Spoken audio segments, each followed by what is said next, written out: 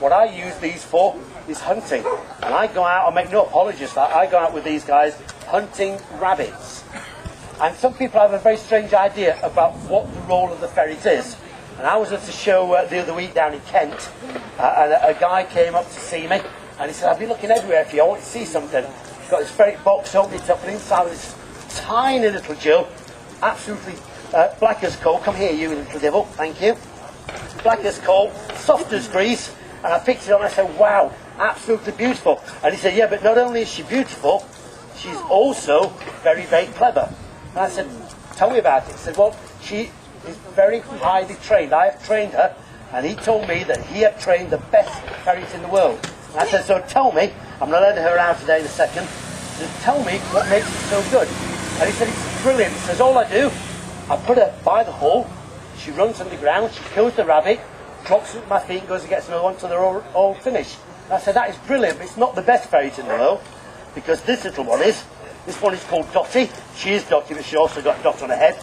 And little Dotty, I say, is much better ferret than that, because she is very well trained. What she does, she goes underground, she kills the rabbit, she drags it out, she guts it, skins it, cooks it in a rabbit pie, puts on a French maid's outfit and serves it up full silver service. And if you believe one, believe the other, they're both total twaddle. Right? The one role of the ferret is to go underground and make the rabbit come running out. Mrs. Beaton said, if you want to make a rabbit pie, first get your rabbit. Well, that's what these guys help us do. I'm very lucky. I don't work, as my wife will tell you. All I do is I play around with ferrets and hawks and things like that. And you know, don't knock it if you've not tried it. But basically, during the winter, I take these guys. They help me make a living by getting rid of rabbits for people. And when I tell my wife I'm going out to work, then she knows who's going to be doing the work. It's not me. I do a little bit. These guys do most of it, which is why I think they should be well looked after. And basically what happens is they chase round underground, they get the rabbit to come out, and when it comes out, I've got to do something to catch that rabbit. And there are a whole range of things that we can do. We can stand with guns and we can shoot the rabbits as they bolt. We can use hawks or dogs to chase them. A whole range of things. But when I'm out there doing that job, it is a job of work. And the people who are paying me don't want me to have a good time. They want me to get rid of all of the rabbits. Put them in the shade. We've still got the adult Jill under there. The terms you notice are old-fashioned. The females are called Jills. The males, I do not have a male with me this weekend for the simple reason that it's that time of year and it's difficult to pry them apart. You know where I'm coming from there. So we've only got the females, but the males are called Hobbs. The youngsters are called Kits. And we have some special males which I'll talk about in a couple of minutes' time. But what we need to do, let me take you out for a day's ferreting before we start, shall I?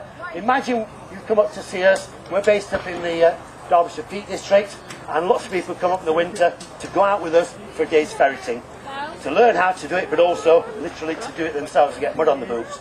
So the first thing we do is pick the ferrets for the day.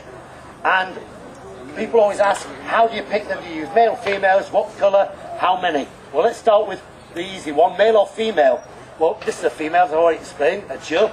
And males and females are different. You give a female a job to do, and she gets on and she does it.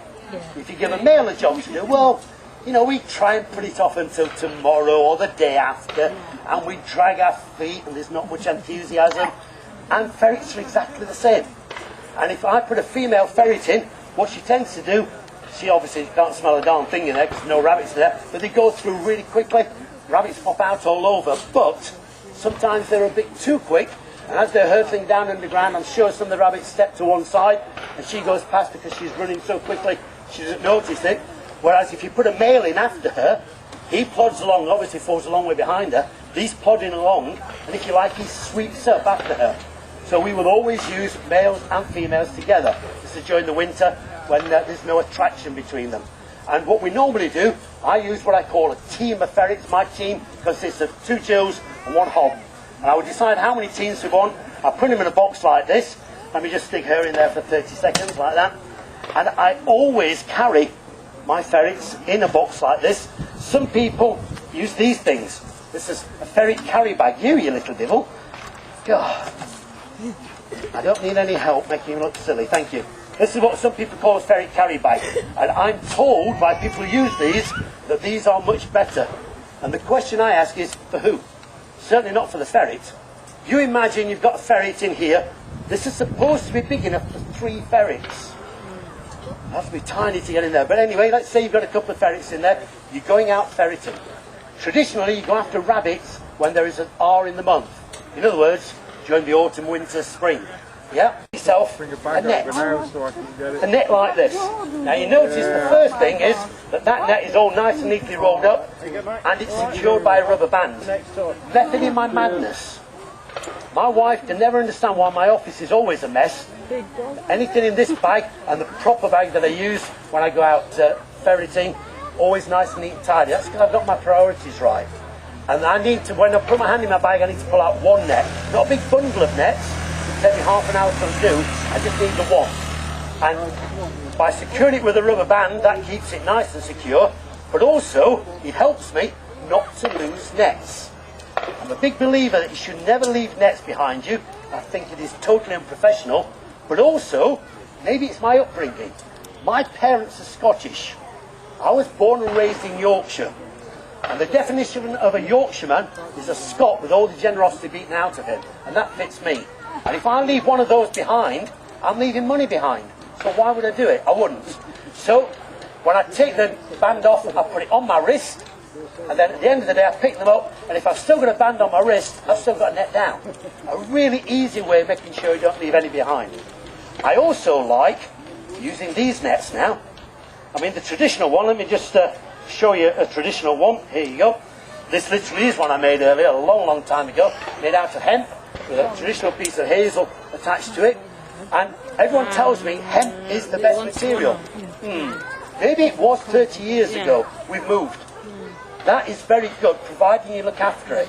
If you don't look after that, put it away damp, it will mildew, it will rot. And once it's rotted, a rabbit will hit it and run straight through it. Okay, just think about it for 30 seconds. Something is chasing you. It's going to kill you.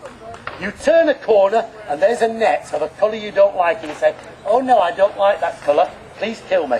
It ain't going to happen. Secondly, you're running out of the dark into the light. Anything that is between you and the light is going to be silhouetted, grey.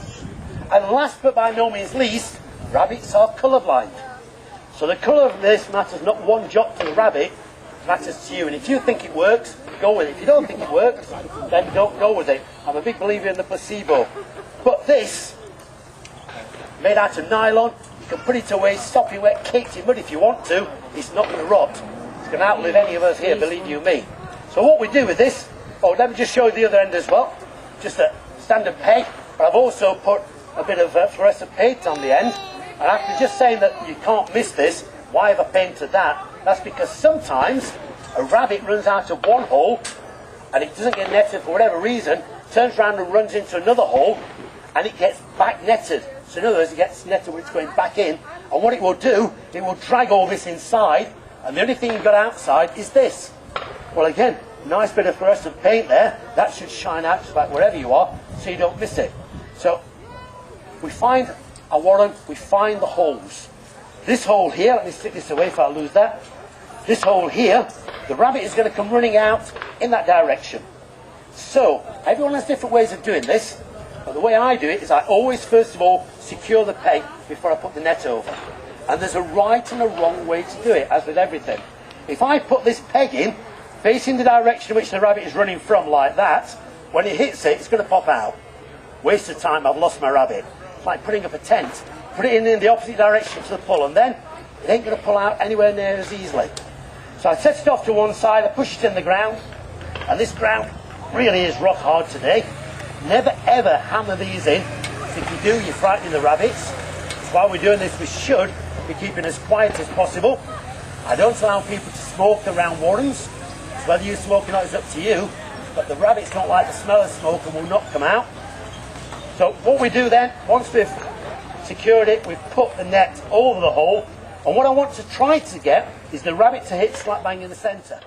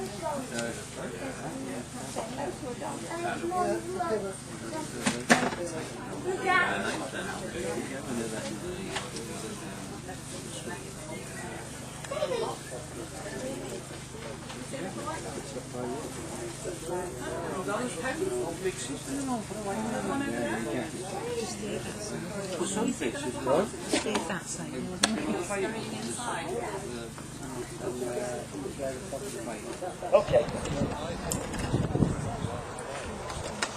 So, one ferret, but because it's that time of year, I've got a little one, and another one, and another one. You need to get out, boy, you.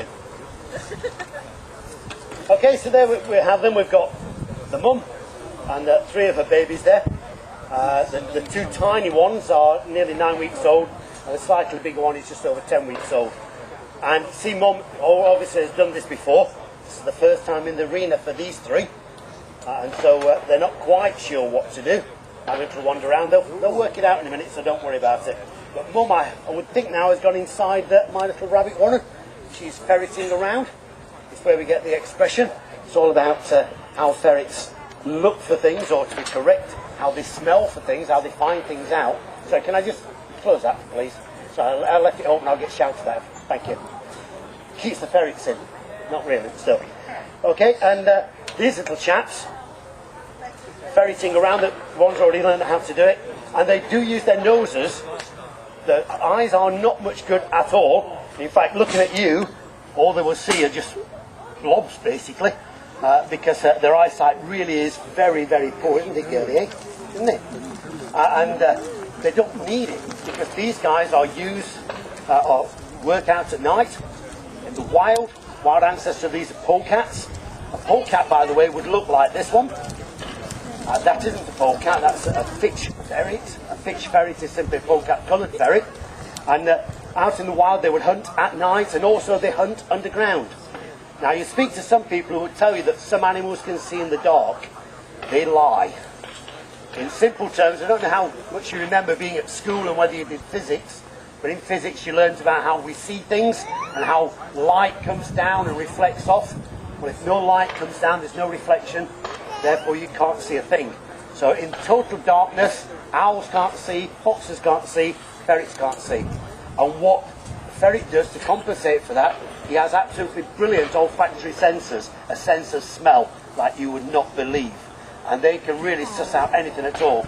So when they're working underground in total darkness, they can literally just follow their nose and smell out exactly what is down there. And that's how they go hunting. Now, hello little one.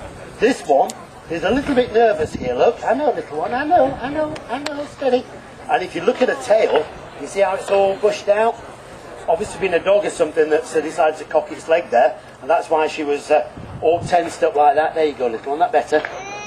There we go. Stick them down in here, just out the sun.